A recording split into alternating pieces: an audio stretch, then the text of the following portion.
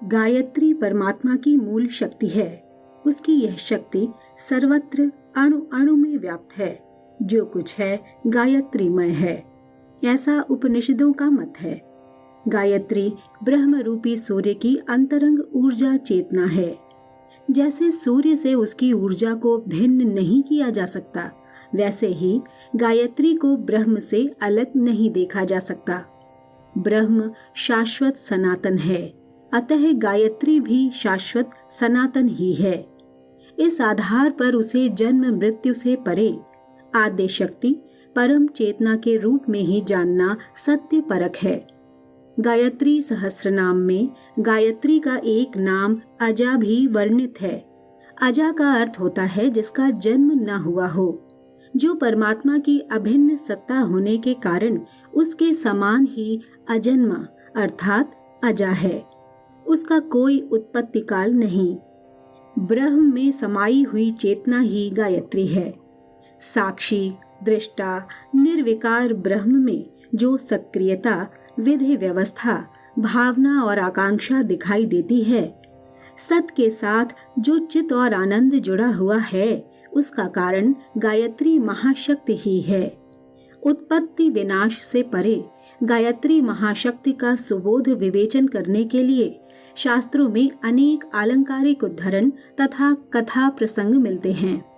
उसकी उत्पत्ति, स्वरूप तथा अन्य पक्षों का विवेचन भारतीय धर्म ग्रंथों में अनेकों स्थान पर किया गया है।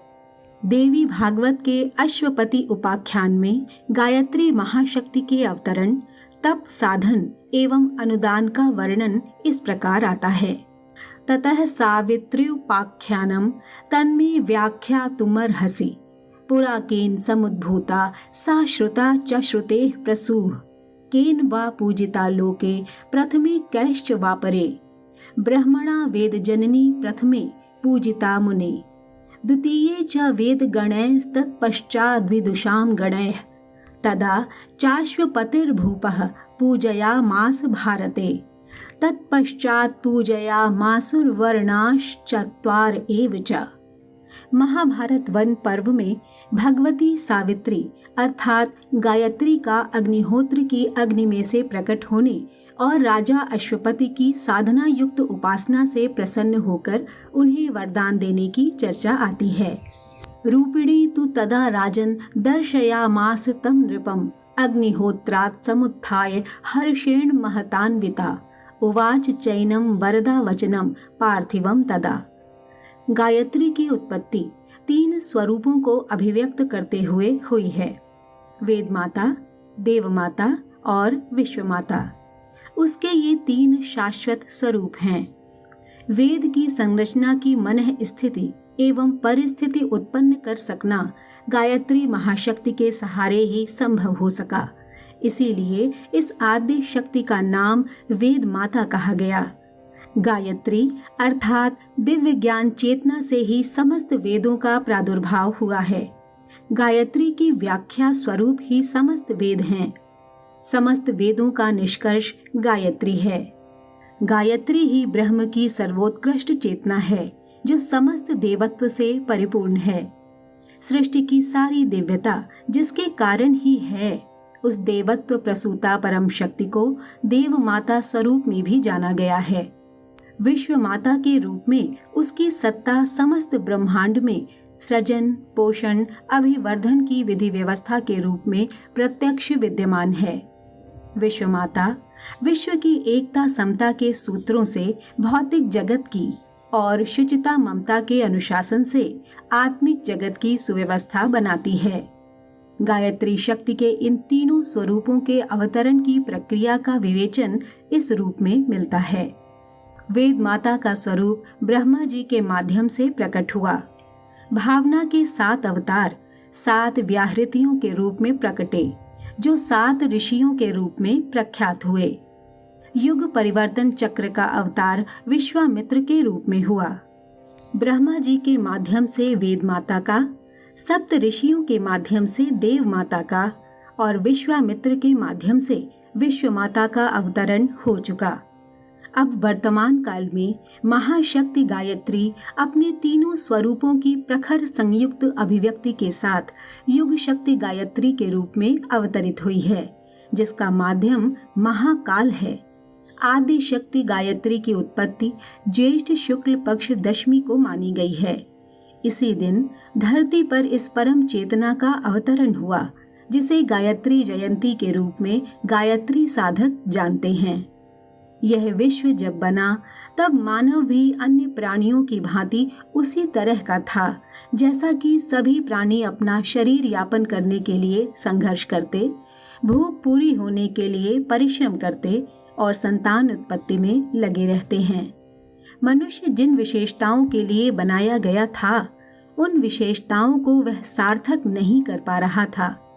सृजनकर्ता ने सोचा, मनुष्य को उसे मिले देवत्व को सार्थक करने के लिए कुछ विशेष अनुदान दिया जाए, और उन्होंने वह अनुदान ऋतंभरा प्रज्ञा का दिया। विवेकशीलता, विचारशीलता, उच्च कोटि के आदर्शों में निष्ठा, इन सब चीजों के समन्वय का नाम है ऋतंभरा प्रज्ञा। यही पर ब्रह्म की वह चेतनात्मक सर्वोत्तम शक्ति है। इस शक्ति अर्थात गायत्री का अवतरण इस विश्व के प्रारंभ में उसी तरीके से हुआ जिस तरीके से इस संसार में स्वर्ग से गंगा धरती पर भगीरथ के द्वारा लाई गई। ऋतंभरा प्रज्ञा की आध्यात्मिक धारा स्वर्ग लोक में आई, देवलोक से जमीन पर आई और मनुष्यों में प्रवाहित होने लगी। मनुष्यों में जब वह धारा प्रवाहित होने लगी, तब ऋतंभरा प्रज्ञा का नाम अध्यात्म की भाषा में, पूजा पाठ की भाषा में गायत्री रख दिया गया। ये वही परम शक्ति है जो मनुष्य के भीतर छिपी उसकी असंख्य शक्तियों को उभारती एवं विकसित करती है। गायत्री शब्द का अर्थ भी इस शक्ति की उत्पत्ति पर प्रकाश डालता है। गायत्री शब्द का अर्थ है प्राणों की रक्षिका। सृष्टि का सभी सृजन प्राण तत्व पर ही आधारित है।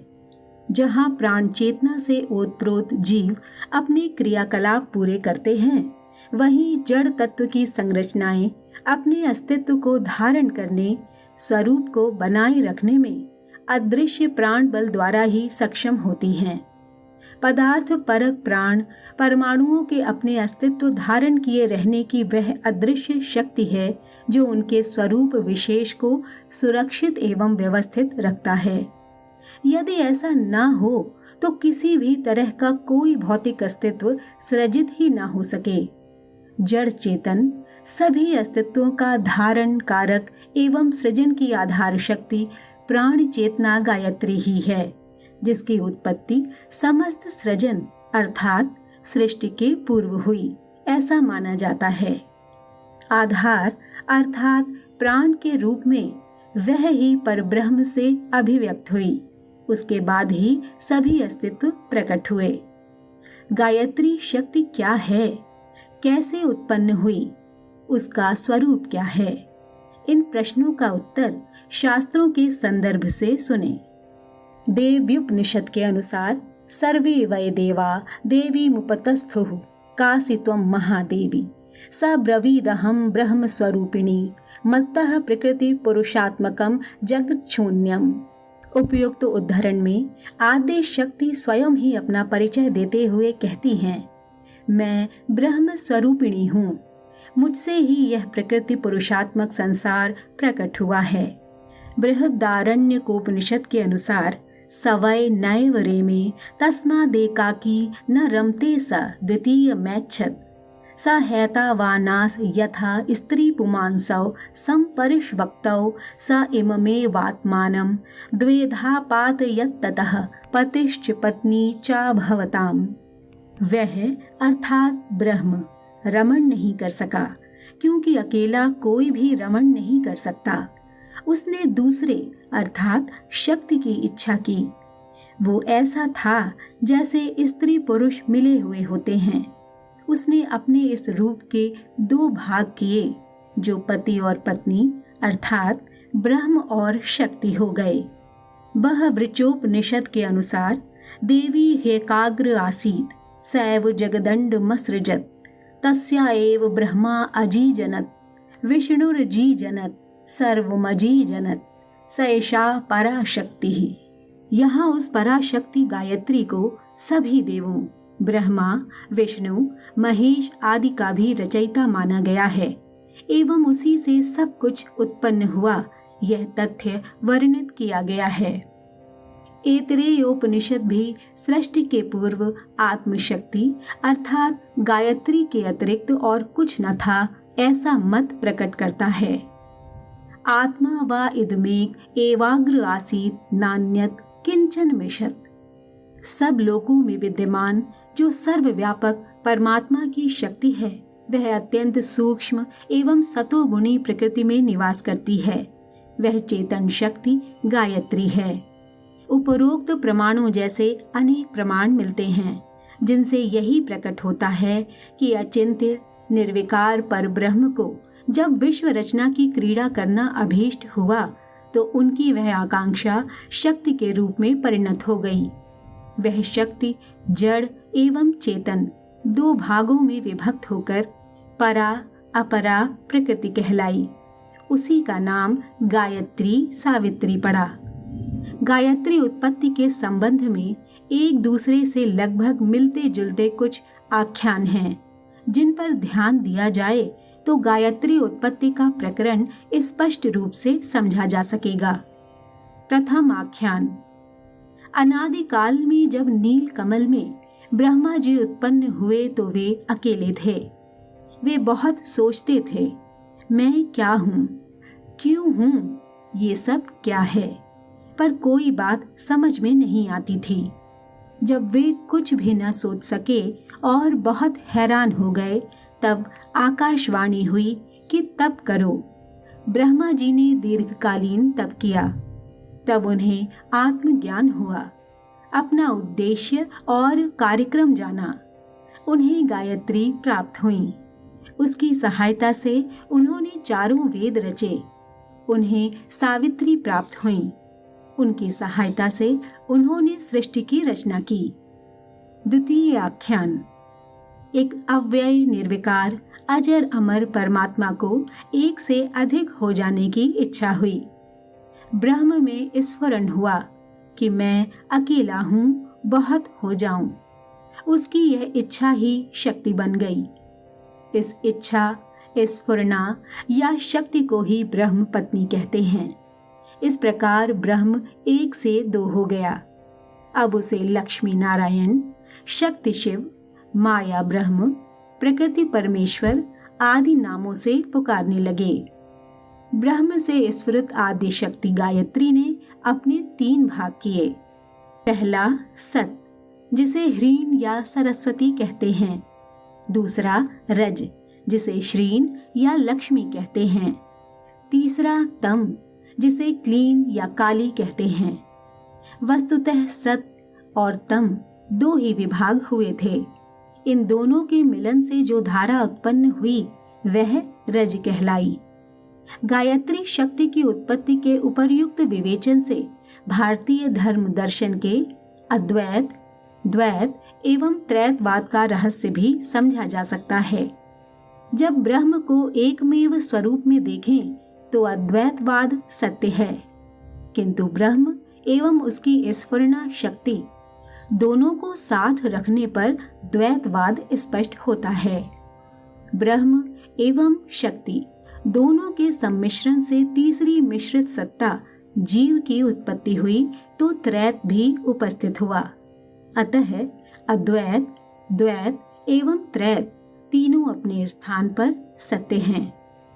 तृतीय आख्यान। आद्य शक्ति गायत्री का प्रारंभिक अवतरण अंतः स्फुरना के रूप में हुआ। एक से बहुत बनने की, स्व को असीम बनाने की और उस असीम को सुरम्य बनाने की असीम आकांक्षा ब्रह्म के अंतराल में उत्पन्न हुई।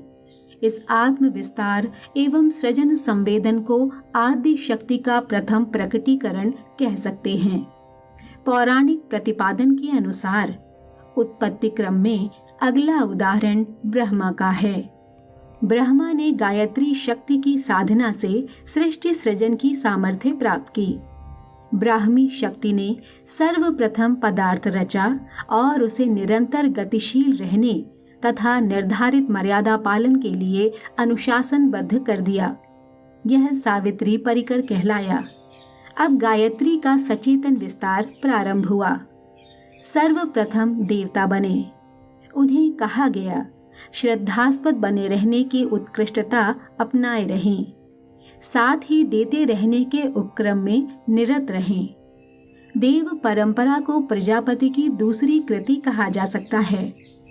यह निर्धारण हुआ तो ब्रह्मा जी के द्वारा, पर उसके मूल में स्फुरना उस आदि शक्ति की ही थी जिसे गायत्री के नाम से जाना और शब्द गुंथन में छंद शास्त्र में आबद्ध किया गया। चतुर्थ आख्यान। पुराणों में वर्णन मिलता है कि ब्रह्मा के शरीर से एक सर्वांग सुंदरी तरुणी उत्पन्न हुई। यह उनके अंग से उत्पन्न होने के कारण उनकी पुत्री हुई। इसी तरुणी की सहायता से उन्होंने अपना सृष्टि निर्माण कार्य जारी रखा।